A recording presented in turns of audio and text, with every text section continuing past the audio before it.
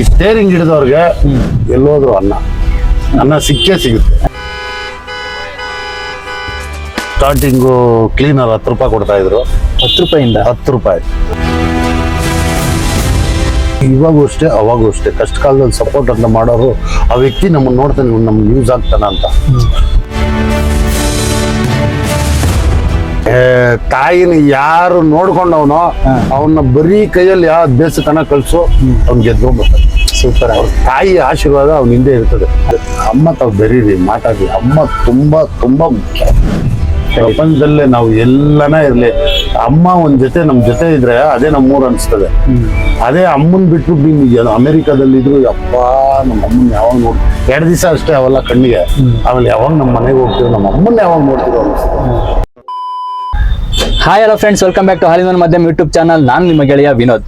ಪರರ ಮೆಚ್ಚಿಸುವ ಚಿಂತೆಯಲ್ಲಿ ಪರಮಾತ್ಮನನ್ನು ಮರೆಯಬೇಡಿ. ಇಂದು ಬಂದ ಪ್ರೇಯಸಿಗಾಗಿ ಅಂದಿನಿಂದ ಪ್ರೀತಿ ಕೊಟ್ಟ ತಂದೆ ತಾಯಿಯ ಮರೆಯಬೇಡಿ. ಹಣದ ಹಂಬಲಿನಲ್ಲಿ ಜೀವದ ಗೆಳೆಯನನ್ನು ಮರೆಯಬೇಡಿ. ಇದೆಲ್ಲದಕ್ಕೂ ಮಿಗಿಲಾಗಿ ಅಂದು ಇಂದು ಮುಂದೆಂದಿಗೂ ನಿಮ್ಮತನವನ್ನು ಮರೆತು ನೀವು ಬದುಕಬೇಡಿ. ಸೊ ಇವತ್ತು ಒಂದು ವಸ್ತು ನಮ್ಮ ಮನೆ ಬಗ್ಲಿ ಬರುತ್ತೆ ಅಂದರೆ ಒಂದು ಟ್ರಾನ್ಸ್ಪೋರ್ಟೇಷನ್ ವ್ಯವಸ್ಥೆನೂ ತುಂಬ ಮುಖ್ಯ ಆಗಿರುತ್ತೆ.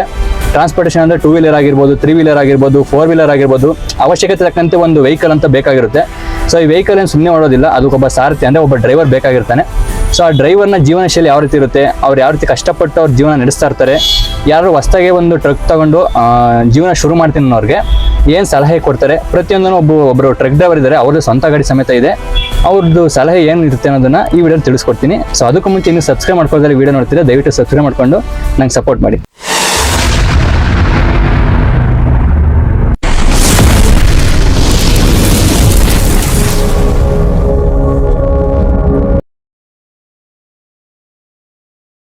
ಅಣ್ಣ, ಎಷ್ಟೋ ಜನ ನನ್ನ ವಿಡಿಯೋದಲ್ಲಿ ಕಮೆಂಟ್ಗಳು ಆಗ್ತಾ ಇರ್ತಾರೆ, ಡ್ರೈವಿಂಗ್ ಮಾಡಬೇಕು ಅಂತ, ಬಟ್ ಮನೇಲಿ ಸಪೋರ್ಟ್ ಸಿಗ್ತಾ ಇಲ್ಲ ಅಂತ ಹೇಳ್ತಾ ಇರ್ತಾರೆ, ಭಯ ಪಡ್ತಾರ. ಆ ಮನೆಯವ್ರಿಗೆ ನೀವು ಏನ್ ಹೇಳಕ್ ಇಷ್ಟಪಡ್ತೀರಾ ಪೇರೆಂಟ್ಸ್ಗೆ? ಯಾಕಂದ್ರೆ ಮಕ್ಕಳಿಗೆ ಡ್ರೈವಿಂಗ್ ಫೀಲ್ಡ್ ತುಂಬಾ ಇಷ್ಟ ಇರುತ್ತೆ.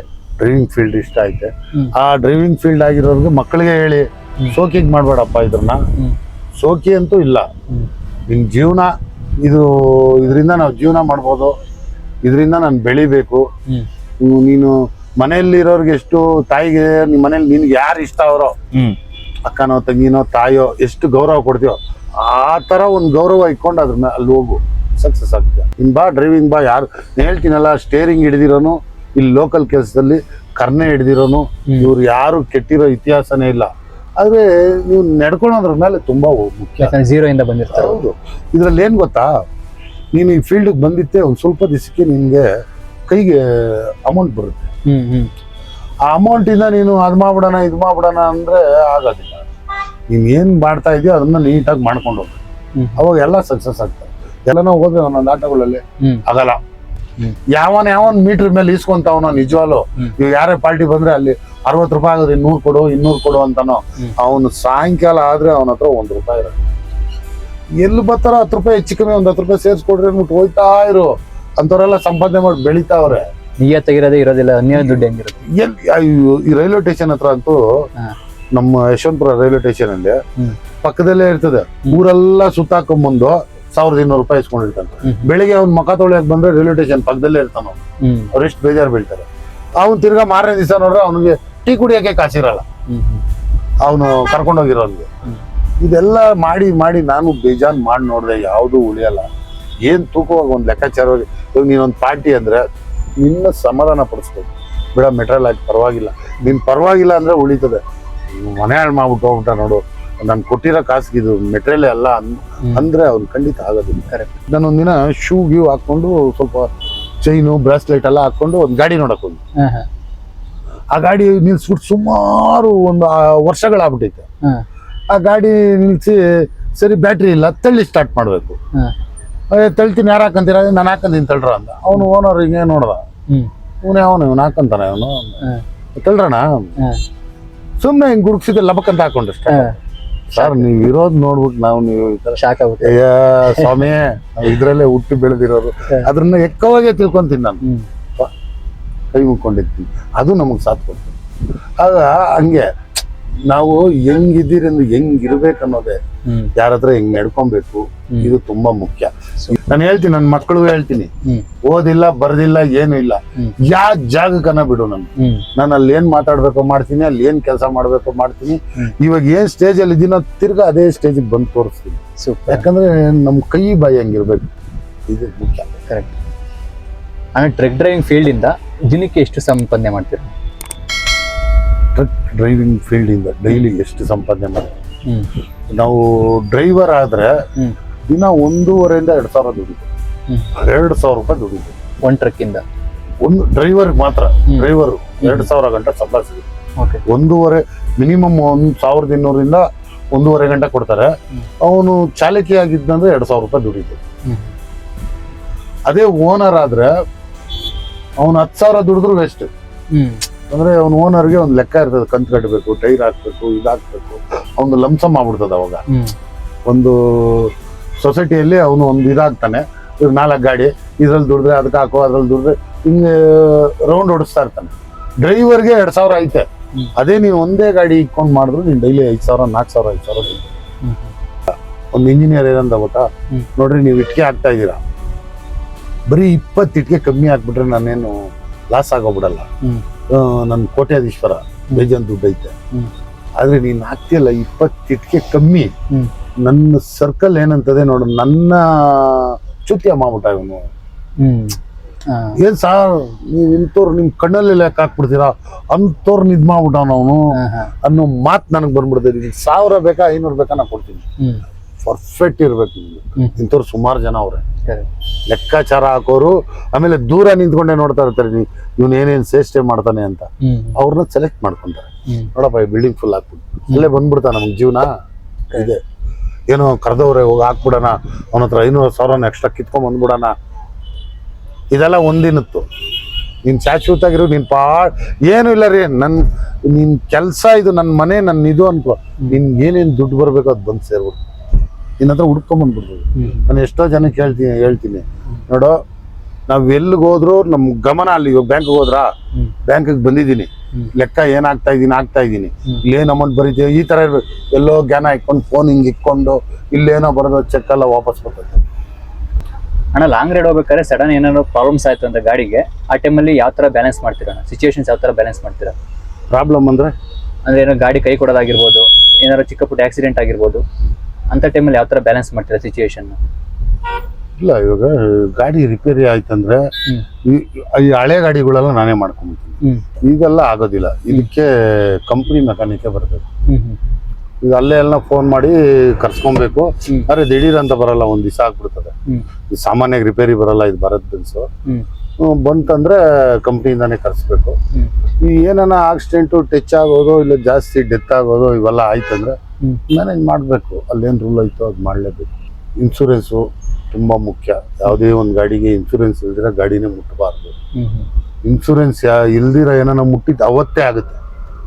ಅದು ನೈಟ್ 12 ಗಂಟೆಗೆ ಅದು ಇನ್ಶೂರೆನ್ಸು ಇದಾಗ ಎಕ್ಸ್ಪೈರ್ ಆಗ್ಬಿಡ್ತದೆ, ಆವಾಗೇ ಆಗುತ್ತೆ. ಅದೇನ ಇನ್ಶೂರೆನ್ಸು ಇಲ್ದಿರ ನಾವೇನೋ ಒಂದು ಡೆತ್ ಆದ್ರೆ ಕೋರ್ಟ್ ಎಷ್ಟು ಕೂಗುತ್ತೋ ಅಷ್ಟು ದುಡ್ಡು ನಾವು ಕೈಯಿಂದ ಕಟ್ತೀವಿ. ಓನರ್ ಅವನು ಡೆತ್ ಆಗಿರೋನು ಯಾವ ರೇಂಜ್ಗೆ ಲಾಯರ್ ಇಟ್ಕೊಂಡು ಹಾಕಿರ್ತಾನೋ, 10 ಲಕ್ಷ ಇರ್ಬೋದು, 20 ಲಕ್ಷ ಇರ್ಬೋದು, ಇವೆಲ್ಲ ನಾವೇ. ಅದಕ್ಕೆ ಪ್ರತಿಯೊಬ್ರು ಇನ್ಶೂರೆನ್ಸ್ ಇಲ್ದಿರ ಸ್ಟೇರಿಂಗ್ ಮುಟ್ಟಬಾರ್ದು, ಗಾಡಿನೇ ಎತ್ತಬಾರ್ದು. ಅದೇನೇ ಲಾಭ ಇರ್ಲಿ ಅವತ್ತು ನಿಲ್ಸ್ಬಿಡ್ಬೇಕು. ಅಂದ್ರೆ ಟ್ರಕ್ಗಳಲ್ಲಿ ಯಾವ ಕಂಪ್ನಿ ತುಂಬಾ ಚೆನ್ನಾಗಿರುತ್ತೆ ಅಣ್ಣ? ನಾವು ಇಲ್ಲಿವರೆಗೂ ನೋಡ್ಕೊಂಡ್ ಬಂದಿರೋದು ಟಾಟಾ. ಇವಾಗೆಲ್ಲ ಸುಮಾರು ಬಂದ್ಬಿಟ್ಟೈತೆ, ಲೈಲ್ಯಾಂಡ್ ಐತೆ, ಭರತ್ ಬೆನ್ಸ್ ಐತೆ, ಸುಮಾರು ಬಂದೈತೆ. ನಾವು ಅವಾಗಿಂದ ನೋಡ್ಕೊಂಡ್ ಬಂದಿರೋದು ಟಾಟಾ ಬೆಸ್ಟ್. ಬಡವ್ರ ಗಾಡಿ ಅದು, ರೇಟು ಹೆಚ್ಚು ಕಮ್ಮಿ ಸಿಗುತ್ತೆ. ಆಮೇಲೆ ಪೇರ್ ಪಾರ್ಟ್ಸ್ ಸಿಗುತ್ತೆ. ನಮ್ಗೆ ಇನ್ನೊಂದು ಅಲ್ಲಿ ನಾವು ಕೈ ಆಡ್ತದೆ, ನಾವೇ ಏನ್ ಬೇಕೋ ಮಾಡ್ಕೊಂತೀವಿ. ಇದ್ರಲ್ಲೆಲ್ಲ ಮಾಡಕ್ಕಾಗಲ್ಲ, ಎಲ್ಲ ಸೀಲ್ ಹೊಡ್ದಂಗಿದ್ದು. ಏನಿದ್ರು ಕಂಪ್ನಿಯಿಂದಾನೇ ಬರ್ಬೇಕು. ಲ್ಯಾಪ್ಟಾಪ್ ಹಾಕಿ ಚೆಕ್ ಮಾಡ್ಬೇಕು, ಲ್ಯಾಪ್ಟಾಪ್ ಇಂದ ಚೆಕ್ ಮಾಡ್ಬೇಕು. ಅದೇನಿಲ್ಲ, ನಾವೇ ಚೆಕ್ ಮಾಡಿ ಎಲ್ಲ ಹೇಳ್ಬಿಡ್ತೀವಿ, ಹಿಂಗೆ ಐತೆ ಅಂತ ಮಾಡ್ಕೊಂಡ್ಬಿಡ್ತೀವಿ. ಇದು ನಮ್ಗೆ ತುಂಬಾ ಚಿಕ್ಕ ಹುಡುಗರಿಂದ ನಾವು ನೋಡ್ಕೊಂಡ್ ಬಂದಿರೋದು ಟಾಟಾ. ಈಗ ಯಾರು ಸಡನ್ ಆಗಿ ನಾನು ಒಬ್ಬ ಟ್ರಕ್ ಡ್ರೈವರ್ ಆಗ್ತೀನಿ ಅಂತ ಬರೋರ್ಗೆ ನೀವೇನ್ ಸಲಹೆ ಕೊಡ್ತೀರಣ್ಣ? ಟ್ರಕ್ ಡ್ರೈವರ್ ಆಗಿ ಬರ್ತೀನಿ ಅಂತ ಬೇರೆ ಬಂದಂದ್ರೆ ಅವನ್ನ ಸ್ವಲ್ಪ ದಿನ ನಮ್ ಜೊತೆ ಇರು.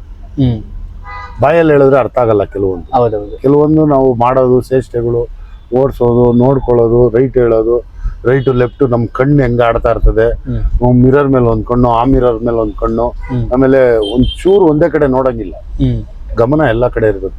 ಡ್ರೈವಿಂಗ್ ಮೇಲೆ ಕೂತ್ಕೊಂಡ್ರೆ ಗಮನ ಎಲ್ಲಾ ಕಡೆ ಇರ್ಬೇಕು. ಆಮೇಲೆ ಆಪೋಸಿಟ್ ಬರೋ ಗಾಡಿಗಳು, ರೋಡಲ್ಲಿ ಮಾರ್ಕ್ಗಳು, ಇವೆಲ್ಲ ನಮ್ ತಲೆಯಲ್ಲಿ ಇರ್ಬೇಕು. ಇದ್ರನ್ನ ಅವ್ನು ಫಸ್ಟ್ ತಿಳ್ಕೊಬೇಕು. ಆಮೇಲೆ ಅವನಿಗೆ ಲೈಟಾಗಿ ಸ್ಟೇರಿಂಗ್ ಕೊಡೋದು ಸ್ವಲ್ಪ ಸ್ವಲ್ಪ. ಅಂದ್ರೆ ಟ್ರಕ್ ಬಗ್ಗೆ ಲಾಭ ನಷ್ಟ ಪ್ರತಿಯೊಂದು ತಿಳ್ಕೊಂಡ್ ಬರ್ಬೇಕು. ಲಾಭ ನಷ್ಟ ಬಂದು ತಿಳ್ಕೊಂತಾನೆ. ಅವನ್ ಟ್ಯಾಲೆಂಟ್ ತುಂಬಾ ಮುಖ್ಯ ಇದ್ರಲ್ಲಿ. ಎಲ್ಲಿ ಏನ್ ಟ್ರಕ್ ಯಾವ ಜಾಗ ಬಿಟ್ಟು ಎಲ್ಲಿ ಹೋದ್ರೆ ಏನ್ ಸಿಗುತ್ತೆ, ಎಷ್ಟು ಬಾಡಿಗೆ ಸಿಗುತ್ತೆ, ನಮ್ಗೆ ಎಷ್ಟು ಲಾಭ ಉಳಿತದೆ, ನಾವ್ ಎಷ್ಟೊತ್ತಿಗೆ ಎದ್ದೇಳ್ಬೇಕು, ಏನ್ ಡ್ಯೂಟಿ ಮಾಡ್ಬೇಕು ಅನ್ನೋದು ಅವ್ನು ತಿಳ್ಕೊಬೇಕು.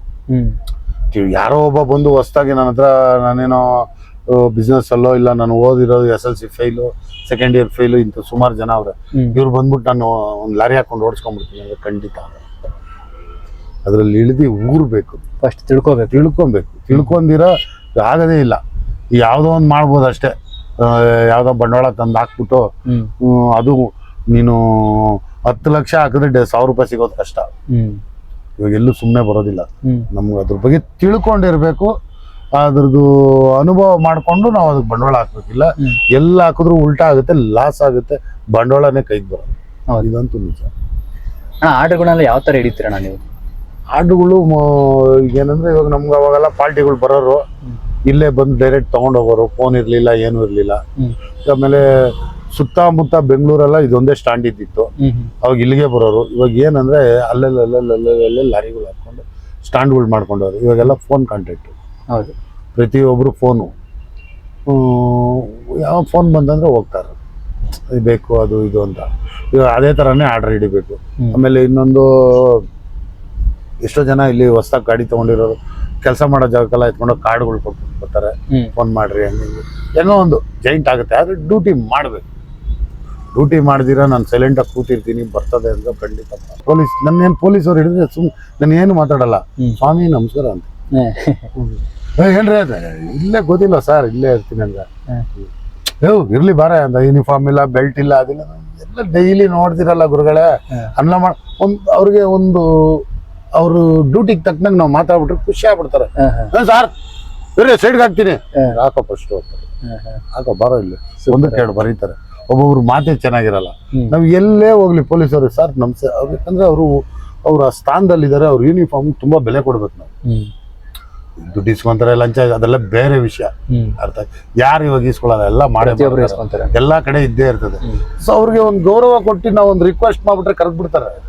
ಎಲ್ಲಿಗನ ಹೋಗು, ನಮ್ಮ ರೋಪು, ನಮ್ಮ ಅಧಿಕಾರ ಐತೆ, ನಮ್ಮ ಹತ್ರ ದುಡ್ಡು ಐತೆ, ಇದು ಎಲ್ಲೋ ಒಂದು ಜಾಗದಲ್ಲಿ ಮಾಡ್ಬೋದು. 20 ಜಾಗದಲ್ಲಿ 2 ಜಾಗದಲ್ಲಿ ಕೂಡ ಕೆಲಸ ಮಾಡಲ್ಲ. ಅದು 1-2 ಜಾಗ. ನೀನು ಸಮಾಧಾನವಾಗಿ ನೈಸಾಗಿ ಖುಷಿಯಾಗಿದ್ರೆ 20 ಸಕ್ಸಸ್ ಆಗುತ್ತೆ. ನಮ್ಮ ಶಕ್ತಿ, ನಮ್ಮ ಪವರು ಯಾರಿಗೋ ಒಬ್ರು ಮುಂದೆ ರೋಪ್ ಹಾಕಿ ತೋರ್ಸೋದಲ್ಲ. ನಮ್ಮ ಕೆಲ್ಸದ ಮೇಲೆ ಕಿತ್ಕೊಂಡು ನಾವು ನೀಟಾಗಿ ಹೋಗಿ ಇಂಥ ಜಾಗಕ್ಕೂ ಗಾಡಿ ಹೋಗಲ್ಲ, ಅಲ್ಲಿ ಕಷ್ಟ ಐತೆ ಅಂತ ಕರೆಕ್ಟಾಗಿ ರಿವರ್ಸ್ ಹೊಡಿತೀರಲ್ಲ, ಅವಾಗ ನಾವೇನು ನಮ್ಮ ಕೆಲಸ ಏನಂತ ತೋರಿಸ್ಬೇಕು. ಯಾರ ಮುಂದೆ ನಾನು ನೋಡ್ತೀಯಾ, ನಾನು ಮಾಡ್ಬಿಡ್ತೀನಿ, ತೋರಿಸ್ಲಾ, ನಾನೆಲ್ಲ ನೋಡಿ ಬಿಟ್ಬಿಟ್ಟಿದ್ದೀನಿ, ಇವು ಬಾಯಿ ಮಾತಲ್ಲ. ಅಲ್ಲ, ನಮ್ಮ ಕೆಲ್ಸದ ಆ ಪಾರ್ಟಿ ಹೇಳ್ಬೇಕು, ಕರೆಕ್ಟ್ ಅವನು ಅಂತ. ನಾಳೆ ಅವನಿಗೆ ಹೇಳ್ರಿ ಆರ್ಡರ್ ಒಂದು. ಅಲ್ಲಿ ಹಂಗೆ ನಡ್ಕೊಬೇಕು. ಜನಗಳು ಚೆನ್ನಾಗಿ ಅರ್ಥ ಮಾಡ್ಕೊಂಡ್ಬಿಟ್ಟಿದ್ರ? ಖಂಡಿತ. ಅಲ್ಲಿ ಟೋಟಲ್ ಎಷ್ಟು ಜನ ಕೆಲಸ ಮಾಡ್ತಾ ಇದಾರೆ? ಇದಾರೆ ಒಂದು 6-7 ಜನ. ಅವ್ರಿಗೆ ಸಂಬಳ ಎಲ್ಲ ಯಾವ ತರ ಇರ್ತಾನೆ? ಸಂಬಳ 1000 ರೂಪಾಯಿ ಮೇಲೆನೆ ದಿನದ ಲೆಕ್ಕ. ದಿನಕ್ಕೆ. ವಾರಕ್ಕೆ ಇವಾಗ ಡ್ರೈವರ್ಗೆ ಡೈಲಿ 300 ಕೊಡ್ತೀನಿ, ವಾರಕ್ಕೆ 6000 ಕೊಡ್ತೀನಿ, ಲೇಬರ್ಗೆ ಡೈಲಿ 200 ಕೊಡ್ತೀನಿ, ವಾರಕ್ಕೆ 5000 ಕೊಡ್ತೀನಿ. ಹಿಂಗೆ ಒಬ್ಬೊಬ್ರಿಗೂ ಒಂದು ಕಷ್ಟ ಬಿದ್ದು. ಇಲ್ಲಿ ಏನಿಲ್ಲ, ಇಲ್ಲಿ ಪ್ರತಿ ಒಬ್ಬನು ಈ ಬೆಂಗಳೂರಿಗೆ ನಿಜವಾಗ್ಲೂ ನಾವು ಈ ಬೆಂಗಳೂರಲ್ಲಿ ಇರೋದೇ ನಮ್ಮ ಪುಣ್ಯ. ಪ್ರತಿ ಒಬ್ಬನು ಜೀವನ ಮಾಡ್ಬೋದು. ಯಾರು ನೀನ್ ಏನು ಕೆಲಸ ಬರ್ದಿರೋ ಇರೋ, ನೀನ್ ಟಾಪ್ ಕೆಲ್ಸದಲ್ಲಿರು, ನೀನು ದುಡ್ಡಿರೋನಾಗಿರು, ಅರ್ಧ ದುಡ್ಡಿರೋನಾಗಿರು, ಇಲ್ದಿರೋವನಾಗಿರು, 1 ರೂಪಾಯಿ ಇಲ್ದಿರೋ, ಕಾಲಕ್ಕೆ ಚೊಪ್ಪಿ ಇಲ್ದಿರೋ ಬಾ ನೀನ್ ಜೀವನ ಮಾಡ್ಬೋದು. ಅದೇ ಬೆಂಗಳೂರು. ಅದೇ ಬೇರೆ ಎಲ್ಲೂ ತುಂಬಾ ನಾನು ಎಲ್ಲಾ ಊರಲ್ಲಿ. ಜೊತೆಗೆ ಜವಾಬ್ದಾರಿ ಮತ್ತೆ ಜೀವನ ಪಾಠ ಚೆನ್ನಾಗಿ ಕಲ್ಸುತ್ತಾನ ಬೆಂಗಳೂರು. ಖಂಡಿತ ಕಲ್ಸುತ್ತೆ. ಆದ್ರೆ ಅದೇ ತರ ಸೋಕಿಗಳೈತೆ. ಹೌದು. ಜಾಬಿಗೆ ದುಡ್ಡು ಬಂದೈತೆ, ನಾವು ಸ್ಟೆಪ್ ಬೈ ಸ್ಟೆಪ್ ಅಲ್ಲೋಗೋಣ ಇಲ್ಲೋಗೋಣ ಅಂದ್ರೆ ಅರ್ಧಕ್ಕೆ ಡಮ್. ಇನ್ನು ಸೋಕಿಗಳು ಸ್ವಲ್ಪ ಕಂಟ್ರೋಲ್ ಮಾಡ್ಕೊಂಡು ಎಷ್ಟು ಬೇಕೋ ಅಷ್ಟು ಇಟ್ಕೊಂಡು ನಮ್ಮ ಜೀವನ ಏನ್ ನಾವೇನಕ್ಕೆ ಬಂದಿದ್ದೀರಿ, ನಾವು ಬರೋವಾಗ ಹೆಂಗಿದ್ರಿ, ಇಲ್ಲಿ ಸುಮಾರು ಜನ ಹಾಸನ್ನು ಅಲ್ಲಿ ಇಲ್ಲಿಂದ ಬಂದು ಎಷ್ಟೋ ಜನ ಇಲ್ಲೇ ಕೆಲಸ ಮಾಡಿ ಗಾಡಿಗಳು ಹಾಕೊಂಡವ್ರು. ಅಂದ್ರೆ ಕೆಲವ್ರು ಏನಂತಾರೆ, ಬೆಂಗಳೂರ ಸೋಕಿ ಯೋಲ್ ಅಂತವ್ರು ಇಂಥವ್ರು ಅಂತಾರೆ. ನೀನೇನ್ ತೋರಿಸ್ತೀಯ ಅದು ವಾಪಸ್ ತೋರಿಸ್ತದೆ ಇಷ್ಟೇ. ಸೂಪರ್ ಅಣ್ಣ. ಡ್ರೈವಿಂಗ್ ಫೀಲ್ಡ್ ಅಲ್ಲಿ ಬಾಡಿ ಪೇನ್ ಅಂತ ಏನಾದ್ರು ಬರುತ್ತಾ ಅಣ್ಣ? ಬರುತ್ತೆಮ್ಮ, ಕಾಲು ನೋವು ಬರುತ್ತೆ, ಕೈ ನೋವು ಬರುತ್ತೆ, ಸೊಂಟ ನೋವು ಬರುತ್ತೆ, ಆಮೇಲೆ ಬೇಗ ಹೊಟ್ಟೆ ಬರುತ್ತೆ. ಈ ಲಾಂಗ್ ಗಾಡಿಗಳವ್ರು ಏನ್ ಮಾಡ್ತಾರೆ, ಅಡಿಗೆ ಮಾಡ್ಕೊಂಡು ತಿಂದ್ಬಿಟ್ಟು ತಿಂದ ತಕ್ಷಣ ಕೂತ್ಕೊಂತಾರೆ. ಕೂತ್ಕೊಂಡು ಹೆಚ್ಚು ಕಮ್ಮಿ 5 ಅವರ್ 6 ಅವರ್ ಇಳಿಯಲ್ಲ. ಅದು ತಿಂದಿರೋ ಊಟ ಓಡಾಡಲ್ಲ, ಇಳಿಯಲ್ಲ, ಇದ್ ಮಾಡಲ್ಲ ಅಂದಾಗ ಒಂದೇ ಜಾಗದಲ್ಲಿ ಕೂತ್ಕೊಂಡು ಅದು ದಪ್ಪ ಆಗುತ್ತೆ. ಮನುಷ್ಯ ನಿದ್ದೆ ಮಾಡೋದಕ್ಕಿನ್ನ ಸೋಂಬೇರಿತನಕ್ಕಿನ್ನ ಎಲ್ಲದಕ್ಕಿನ್ನ ತುಂಬಾ ಮೋಸ ಕೂತ್ಕೊಳ್ಳೋದು. ಮನುಷ್ಯ ಕೂತ್ಕೊಂಡ್ರೆ ಅವ್ನ ಬಾಡಿ ಹಾಳಾಗುತ್ತೆ. ಅದು ಈ ಡ್ರೈವಿಂಗ್ ಅಲ್ಲಿ ಆಗುತ್ತೆ. ಸುಮಾರು ಜನಕ್ಕೆ ಪೈಲ್ಸ್ ಬರುತ್ತೆ, ಹೀಟ್ ಆಗ್ಬಿಡ್ತದೆ, ಎರಡನೇದು ಹೊಟ್ಟೆ ದಪ್ಪ ಆಗ್ಬಿಡ್ತದೆ, ಈ ತರ ಆಗುತ್ತೆ, ಎಲ್ಲ ಆಗುತ್ತೆ. ಅದೇ ಮ್ಯಾನೇಜ್ ಮಾಡ್ಬೇಕೆಲ್ಲ. ಸ್ವಲ್ಪ ತಿಳಿಯೋದು, ಕಾಫಿ ಕುಡಿಯೋದು, ಓಡಾಡೋದು, ಇವಾಗ ಅಗ್ಗಾಗ ಹಾಕೋರು ಚೆಕ್ ಮಾಡೋದು, ಇಳಿಯೋದು, ನೋಡೋದು, ಇವೆಲ್ಲ ಮಾಡ್ಕೊಂಡು ಅವನಿಗೆ ಆ ಸ್ಪೀಡ್ ಅವನಲ್ಲಿ ಇತ್ತಂದ್ರೆ ಅದಾಗೋದಿಲ್ಲ. ಏನೋ ತಿಂದ ಕುತ್ಕೊಂಡ ಓಡಿಸ್ಕೊಂಡು ಹೋದ ಅಲ್ಲಿ ಇಳಿದ್ರೆ ಆ ತರ ಇದ್ರೆ ಆಗುತ್ತೆ. ಲಾಂಗ್ ರೈಡ್ ಅಂತ ಎಂದನ ಹೋಗಿದ್ರಣ್ಣ? ನನ್ ಲಾಂಗ್ ಅಂದ್ರೆ ಹೆಚ್ಚು ಕಮ್ಮಿ 200-300 ಕಿಲೋಮೀಟರ್. ಈ ಕಡೆ ಮೈಸೂರು, ಈ ಕಡೆ KGF, ಈ ಕಡೆ ಬಂದು ಶಿರಾ ಎಲ್ಲ ಬಂದಿದ್ರ? ಶಿರಾ ಆಮೇಲೆ ಹಿಂಗೆ ಸುತ್ತಮುತ್ತ ಒಂದು 200-300 ಕಿಲೋಮೀಟರ್ ಓಡಾಡಿದ್ದೀನಿ ಅಷ್ಟೇ. ಕರ್ನಾಟಕ ಫುಲ್ ಓಡಾಡಿದ್ದೀನಿ. ಅಮೌಂಟ್ ಎಲ್ಲ ಯಾವ ತರ ಚಾರ್ಜ್ ಮಾಡ್ತೀರಾ? ಅಂದ್ರೆ ಕಿಲೋಮೀಟರ್ ಲೆಕ್ಕ ಚಾರ್ಜ್ ಮಾಡ್ತೀರಾ ಇಲ್ಲ ಇದು ಮೇಲೆ ಆರ್ಡರ್ ಮೇಲೆ ಮಾಡ್ತೀರಾ? ಇಲ್ಲ, ಇದು ಬಂದು ಬಿಲ್ಡಿಂಗ್ ಮೆಟೀರಿಯಲ್ ಬಂದು ಕಿಲೋಮೀಟರ್ ಅಲ್ಲ, ಇವೆಲ್ಲ ಲಂಸಮ್ ವ್ಯಾಪಾರಗಳು. ಒಂದು ಬಾಡಿಗೆ ಇವಾಗ ನೋಡಿ, ಅದು ಇಟ್ಕೆ ತುಂಬ್ಕೊಂಡ್ ಬಂದಿದಾರ, ಅದಕ್ಕೆ ಬೆಳಿಗ್ಗೆನೆ 40,000 ಬಂಡವಾಳ ಆಗ್ತದೆ. ಅದು ಅನ್ಲೋಡ್ ಆಗಿ ಡೀಸೆಲ್ಗೆ ಹೋಗಿ, ಡ್ರೈವರ್ಗೆ ಹೋಗಿ, ಲೇಬರ್ಗೆ ಹೋಗಿ, ಎಲ್ಲ ಹೋಗಿ ಒಂದು 3-3.5 ಸಾವಿರ ಡೈಲಿ ಟ್ರಿಪ್ ಆಗ್ಬಿಟ್ರೆ ಅವನೇ ಸಾವುಕಾರ. ನೋಡೋದೊಂದು 6-7 ದಿವಸ ಆಗೈತೆ ಬಂದು. ಈ ತರ ಎಲ್ಲ ಆಗ್ಬಿಟ್ರೆ ಲಾಸ್ ಆಗುತ್ತೆ. ಈ 6-7 ದಿವಸ ಆಗಿರೋದ್ರಿಂದ ಒಂದ್ ಗಾಡಿ ನಿಂತ್ರೆ ಒಂದು ಓಡ್ತಾ ಇರ್ತದೆ, ಒಂದ್ ಗಾಡಿ ನಿಂತ್ರೆ ಇದರಿಂದ ಏನೋ ರೊಟೇಷನ್ ಆಗ್ತಾ ಇತ್ತು. ಇದು ಒಂದೇ ಇದ್ರೆ ಫುಲ್ ಲಾಸ್. ಹೆಂಗೆ ನಾನು ಹೈವೇನಲ್ಲಿ ಹೋಗ್ಬೇಕಾದ್ರೆ ತುಂಬಾ ಕಡೆ ನೋಡಿದೀನಿ, ಜಾಸ್ತಿ ಟ್ರಕ್ಗಳು ಆಕ್ಸಿಡೆಂಟ್ ಜಾಸ್ತಿ ಆಗಿರ್ತದೆ. ಏನ್ ರೀಸನ್ ಅಣ್ಣ? ಹೈವೇಲಿ ಟ್ರಕ್ಗಳು ಆಕ್ಸಿಡೆಂಟ್ ಆಗುತ್ತೆ ಅಂದ್ರೆ ಈ ಲಾಂಗ್ ಗಾಡಿಗಳು ಏನ್ ಮಾಡ್ತಾರೆ, ಹಗಲೆಲ್ಲ ಮಲಗ್ತಾರೆ, ಟೈರ್ ಹೀಟ್ ಆಗ್ಬಿಡ್ತದೆ, ಇಂಜನ್ ಹೀಟ್ ಆಗ್ಬಿಡ್ತದೆ, ನೈಟ್ ಗಾಡಿ ಓಡಿಸೋ ಸ್ಟಾರ್ಟ್ ಮಾಡ್ತಾರೆ. ಅವ್ರು ನೈಟ್ ಗಾಡಿ ಓಡಿಸೋವಾಗ ಏನಾಗುತ್ತೆ, ಬೆಳಿಗ್ಗೆ 3 ಗಂಟೆ ಮೇಲೆ ಅವ್ರಿಗೆ ನಿದ್ದೆ ಮಂಪ್ರ ಸ್ಟಾರ್ಟ್ ಆಗುತ್ತೆ. ಆ ಮಂಪ್ರ ಹೆಂಗಿರುತ್ತೆ ಅಂದ್ರೆ, ನಾವು ಎಷ್ಟೇ ಕಷ್ಟಪಟ್ಟು ಕಣ್ ತೆಗೆದ್ರು ತೆಗಿಯಕ್ಕಾಗಲ್ಲ, ಹಿಂಗೆ ಎಳ್ಕೊಂಡು ಹೋಗ್ತದೆ. ಕೆಳಗಡೆ ಇಳಿದ್ ಮಲಗಿದ್ರೆ ನಿದ್ದೆ ಬರಲ್ಲ. ಓಡಿಸ್ತಾ ಲೈಟ್ ಹೀಟ್ ಆಗ್ತಾ ಹಂಗೆ ಎಳಿತದೆ. ಅಂದ್ರೆ ನಾವು ಏನೇ ಕಷ್ಟಪಟ್ಟರು ಕಣ್ ತೆಗಿ. ಅವಾಗ ಯಾರೋ ಬುದ್ಧಿವಂತರು ಸೈಡ್ಗೆ ಹಾಕ್ಬಿಟ್ಟು ಮುಖ ತೊಳ್ಕೊಂಡು ಒಂದು ಕಾಫಿ ಕುಡ್ಕೊಂಡು ಸ್ವಲ್ಪ ತಿದ್ದಿ ಅದು ಹೋದ್ಮೇಲೆ ಎಕ್ಕಿ ಕುತ್ಕೊಬೇಕು. ಟೈಮಿಂಗ್ಸು ಇವಾಗ ಅವರು ಟೈಮ್ ಆಗ್ಬಿಡ್ತದೆ ಅಂದ್ಬಿಟ್ಟು ಹಂಗೆ ಅಡ್ಜಸ್ಟ್ ಮಾಡ್ಕೊಂಡು ಹೊಡ್ಕೊಂಬನು 1 ಸೆಕೆಂಡಲ್ಲಿ ಏನೇನೋ ಆಗ್ಬಿಡ್ತದೆ. ಸುಮ್ಮನೆ ಹಿಂಗಂದ್ರೆ ಸಾಕು, ಹೋಯ್ತು, ಇದಾಗುತ್ತೆ. ಇದು ಆಕ್ಸಿಡೆಂಟ್ಗೆ ಒಂದ್ ಕಡೆ ಅನ್ನಿಸ್ತೈತೆ. ಎರಡನೇದು ಬಂದ್ಬಿಟ್ಟು ಅವರು ಇಲ್ಲ, ಇವಾಗೆಲ್ಲ ಗಾಡಿಗಳೆಲ್ಲ ಏನು ಇಲ್ಲ, ಪಕ್ಕಾ ಅವೆ. ಕಂಪನಿಯವರು ಡ್ರೈವರ್ ಏನೇನು ಬೇಕೋ ಆ ಥರನೂ ರೆಡಿ ಮಾಡಿದ್ದಾರೆ. ನೀನು ಎಷ್ಟು 10 ಇವಾಗ ಓನರ್ಗಳು 10 ಏಜ್ 10 10 ಕೊಟ್ರೆ 10 10 ಹಾಕಿದ್ರೆ ವರ್ಕೌಟ್ ಆಗಲ್ಲ, 15 20 10 ಹಾಕ್ತಾರೆ. ಈ ತರ 10 ಏಜ್ ಹಾಕೋರ್ಗೆ ಏನು ಮುರಿದೋಗ್ತದೆ, ಏನು ಮುರಿದೋಗ್ಬಾರ್ದು ಅಂತ ಎಲ್ಲ ಚೆಕ್ ಮಾಡಿ ರೆಡಿ ಮಾಡಿ. ಗಾಡಿಗಳೆಲ್ಲ ಪಕ್ಕ ಕಂಡೀಷನ್ ಇದೆ, ಏನು ತೊಂದರೆ ಇಲ್ಲ, ರೋಡ್ಗಳು ಚೆನ್ನಾಗವೆ. ಇದು ಏನಾಗ್ತೈತೆ, ಯಾಕೆ ಆಕ್ಸಿಡೆಂಟ್ ಆಗ್ತೈತೆ ಅಂದ್ರೆ, ಕೆಲವು ಕಾರ್ಗಳು ಈ ಸಾವುಕಾರ ಮಕ್ಕಳು ಡ್ರೈವಿಂಗ್ ಸರಿ ಇಲ್ಲ ಅಂದ್ರೂ ಕೂಡ ತಗೊಂಡ್ಬಿಟ್ಟಿರ್ತಾರೆ, ಸೋಕಿಗೋಸ್ಕರ ರೋಡ್ ಮೇಲೆ ಬಂದ್ಬಿಡ್ತಾರೆ. ಡ್ರಿಂಕ್ ಸುಮ್ಮನೆ ಚಮಕ್ ಕೊಟ್ರೆ ಅಂದ್ರೆ ಆಗ್ಬಿಡ್ತದೆ. ಕಾರ್ಗಳು ಹೆಂಗ್ ಬೇಕೋ ಹಂಗಿರ್ತದೆ. ಅವ್ರು ಸುಮ್ಮನೆ ಹಿಂಗ್ ಅಂದ್ರೆ ಇವನು ದೊಡ್ಡ ಗಾಡಿ ಲೋಡ್ ಹೆವಿ ಇರ್ತದೆ, ಕಂಟ್ರೋಲ್ ಸಿಗ ಅಳ್ಳಾಡ್ಬಿಡ್ತದೆ. ಈ ಥರನೂ ಆಗ್ತೈತೆ. ತುಂಬಾ ಇದಂದ್ರೆ 3 ಗಂಟೆ ಮೇಲೆ ಸ್ವಲ್ಪ ನಿದ್ದೆ ಮಂಪ್ರ. ಆಮೇಲೆ ಈ RTO ಎಲ್ಲನ ಇತ್ತಂದ್ರೆ ಜೋರಾಗಿ ಹೊಡ್ಕೊಂಡ್ ಬಂದ್ಬಿಡ್ತಾರೆ. ಅಷ್ಟೊತ್ತಿಗೆಲ್ಲ ರೀಚ್ ಆಗ್ಬೇಕು ಅನ್ನೋದು ಇರ್ತದೆ. ಇವೆಲ್ಲ ಕೆಲವು ಆಗೋದಾಗುತ್ತೆ, ಹೋಗುತ್ತೆ. ಡ್ರೈವಿಂಗ್ ಅಲ್ಲಿ ನೀನ್ ಏನ್ ಲೆವೆಲ್ ಐತೋ ಆ ಲೆವೆಲ್ ಕರೆಕ್ಟ್ ಬಂದ್ರೆ ಏನೇನೋ. ಆಮೇಲೆ ಅಣ್ಣ, ನಾವು ಗಾಡಿ ಓಡಿಸ್ಬೇಕಂದ್ರೆ ರಸ್ತೆ ಅನ್ನೋದು ತುಂಬಾ ಮುಖ್ಯ ಆಗುತ್ತೆ. ರಸ್ತೆ ಅನ್ನೋದು ಹೌದು. ನಮ್ ಇಂಡಿಯಾದ ರೋಡ್ಗಳ ಬಗ್ಗೆ ನೀವ್ ಏನ್ ಹೇಳಕ್ ಇಷ್ಟಪಡ್ತೀರಣ್ಣ, ಯಾವ್ದು ಟ್ರಕ್ ಡ್ರೈವರ್ ಆಗಿ? ಇಂಡಿಯಾ ರೋಡು ಹೆಚ್ಚು ಕಮ್ಮಿ ಇವಾಗೆಲ್ಲ ಮಾಡೋರೆ, ಮೊದಲ ತರ ಇಲ್ಲ. ಎಲ್ಲ ಡಬಲ್ ರೋಡ್ಗಳು, ಹೈವೇಗಳು ಎಲ್ಲ ಚೆನ್ನಾಗ್ ಐತೆ, ಮಾಡ್ತಾನು ಅವರೇ. ಈ ಲೋಕಲ್ ಅಲ್ಲಿ ಕೆಲವು ಚೆನ್ನಾಗ್ ಮಾಡಿಲ್ಲ. ಈ ಊರುಗಳು ಪಕ್ಕ ಇವಾಗ ಯಾವ್ದು ಸಿಟಿ ಐತೆ ಜಿಲ್ಲಾಗಳು, ಅಲ್ಲಿ ಪಕ್ಕ ಎಲ್ಲ ರೋಡ್ಗಳು ಕಿತ್ತೋಗಿ ಅಲ್ಲಿ MLA ಸರಿಯಾಗಿ ಮಾಡ್ತಾರೆ. ಆ MLA ಅವ್ನಿಗೆ ಏನ್ ಸ್ಥಾನ ಕೊಟ್ಟವ್ರೋ ಅವ್ನ ಸರೌಂಡಿಂಗ್ ಏನೈತೋ ಅದ್ ಮಾಡ್ಬೇಕು. ಅವ್ರು ಮಾಡಲ್ಲ. ಇದು ಮಾಡಿದಿರೋದ್ರಿಂದ ಅಲ್ಲಿ ಸ್ವಲ್ಪ ರೋಡ್ಗಳಲ್ಲಿ ಬೀಳೋದು ಹೇಳೋದು ಗೊತ್ತಾಗಲ್ಲ. ಇವಾಗ ನಾವು ಲಾಂಗ್ ಓದ್ತಾ ಇರ್ತೀರಪ್ಪ, ಈ ಊರಲ್ಲಿ ಏನು ನಾನು ದಿನ ಓಡಾಡಿದ್ರೆ ಇಲ್ಲಿ ಹಳ್ಳ ದಿಣ್ಣೆ ಹಂಸು ಗೊತ್ತಾಗುತ್ತೆ. ಆ ರೋಡ್ ಹೆಂಗ್ ಬೇಕು ಅಂತಿದ್ರು, ಅಲ್ಲಿಂದ ಹೊಡ್ಕೊಂಡ್ ಬರ್ತಾ ಇರ್ತೀನಿ, ಅದೇ ಸ್ಪೀಡಲ್ಲಿ ಬಂದ್ರೆ ಹೆಂಗ್ ಬೇಕು ಅಂತ ದಬ. ಅಣ್ಣ ಡ್ರೈವಿಂಗ್ ಫೀಲ್ಡ್ ಬಗ್ಗೆ ಫೈನಲ್ ಆಗಿ ಹೇಳೋದಾದ್ರೆ ಏನ್ ಹೇಳಕ್ ಇಷ್ಟಪಡ್ತೀರಾ ಅಣ್ಣ? ಡ್ರೈವಿಂಗ್ ಫೈನಲ್ ಹೇಳ್ತಾ ಇದೀವಿ, ಪ್ರತಿಯೊಬ್ಬನು ಡ್ರೈವಿಂಗ್ ಮಾಡ್ಲೇಬೇಕು. ಇವಾಗ ಯಾವ್ದೋ ಒಂದು ಗಾಡಿ, ಕಾರ್ ಆಗ್ಲಿ, ಗಾಡಿಗಳಾಗ್ಲಿ, ಇನ್ನೊಂದಾಗ್ಲಿ ಡ್ರೈವಿಂಗ್ ಮಾಡ್ಲೇಬೇಕು. ಇದನ್ನ ಅವನು ಏನು ಲಕ್ಷ್ಮಿ ಅಂತ ಇಕ್ಕಿರ್ತಾನೋ ಅದು ಆ ಲಕ್ಷ್ಮಿ ಅಂತ ಅವ್ನು ನಂಬ್ಕೊಂಡು ಅದಕ್ಕೇನ್ ಬೇಕೋ ಅದ್ ನೋಡ್ಕೊಂಡು ಅವ್ನು ಇದುವರೆಗೂ ಯಾರು ಕೆಟ್ಟಿಲ್ಲ, ಕೆಡೋದು ಇಲ್ಲ. ಅದೇ ನಾವು ಕೂತ್ಕೊಂಡಾಗ ಇದೇ ಅಪ್ಪ ನಮ್ ತಾಯಿ, ಇದೆ ನಮ್ ಲಕ್ಷ್ಮಿ ಅಂತ ನೆನ್ಸ್ಕೊಂಡು ಎಕ್ಬೇಕು. ಕಾರ್ ಆಗ್ಲಿ, ಇನ್ನು ಫ್ಯಾಮಿಲಿ ಕರ್ಕೊಂಡು ಹೋಗ್ತೀವಿ ಕಾರಲ್ಲಿ, ಅವಾಗ ಅದಕ್ಕೇನ್ ಗೌರವ ಕೊಡು. ಕಾರ್ ತಗೊಂಬಿಟ್ಟಿದೀನಿ ನಾನು 50 ಲಕ್ಷ ಇತ್ತು, 1 ಕೋಟಿ ತಗೊಂಬಿಟ್ಟಿದೀನಿ, ಹೆಂಗ್ ಬೇಕು ಹಂಗಾಡು, ಅದೆಲ್ಲ ಆಗಲ್ಲ. ನಿನ್ ಕಂಟ್ರೋಲ್ ಇದ್ರೆ ಮಾತ್ರ ಪರ್ಫೆಕ್ಟ್ ಆಗಿ ಹೋಗೋದು. ಅದೇನು ಇಲ್ಲ ರೋಬೋ ಕುಣ್ಸ್ಬಿಟ್ಟು ಓಡಿಸ್ಬಿಡ್ದೆ, ಅದೆಲ್ಲ ಆಗಲ್ಲ. ನೀನ್ ಅದ್ರ ಮೇಲೆ ಕೂತ್ಕೊಂಡವನು ನಿನ್ ಮೈ ಮೇಲೆ ಜ್ಞಾನ ಇರ್ಬೇಕು, ಶ್ರದ್ಧೆ ನಿಷ್ಠೆನ ಖಂಡಿತ ಇರ್ಬೇಕು. ಯಾರಿಗೇನು ಎಲ್ಲಿ ನಿಲ್ಸ್ಬೇಕು, ಹೆಂಗ್ ಹೋಗ್ಬೇಕು, ನಮ್ ಕಣ್ಣು 4 ಕಡೆ ಇರ್ಬೇಕು. ಇದು ಇದ್ರೆ ಮಾತ್ರ ಯಾರಿಗೇನ್ ತೊಂದ್ರೆ ಇಲ್ಲ. ಇವ್ ಬೇಜವಾಬ್ದಾರಿ ಇದ್ರೆ ತೊಂದ್ರೆ ಆಗುತ್ತೆ. ಅಣ್ಣ ಯುವಕರು ಎಲ್ಲರೂ ಬಿಸ್ನೆಸ್ ಅಂತ ಇದ್ದಾರೆ. ಈ ಡ್ರೈವಿಂಗ್ ಫೀಲ್ಡ್ ಬಿಟ್ಟು ಯಾವುದೇ ಬಿಸ್ನೆಸ್ ಆದ್ರೂ ಮಾಡ್ತೀನಿ ಅಂತ ಅನ್ನೋರಿಗೆ ನೀವ್ ಏನ್ ಸಲಹೆ ಕೊಡ್ತೀರಣ್ಣ? ಅನುಭವ ಇಲ್ದಿರ ಮಾಡ್ಬೇಡ್ರಿ. ಈಗ ಒಬ್ಬ ಶ್ರೀಮಂತ, ಅವ್ರ ತಂದೆ ಚೆನ್ನಾಗಿದ್ದಾನೆ, ಮಗ ಅರ್ಧ ಬರ್ಧ ಓದಿದ್ದಾನೆ, ಇವನ್ಗೆ ಏನಾನ ಒಂದು ಬಿಸ್ನೆಸ್ ಹಾಕೊಟ್ಬಿಡೋಣ ಅಂದ್ರೆ ಆಗೋದಿಲ್ಲ.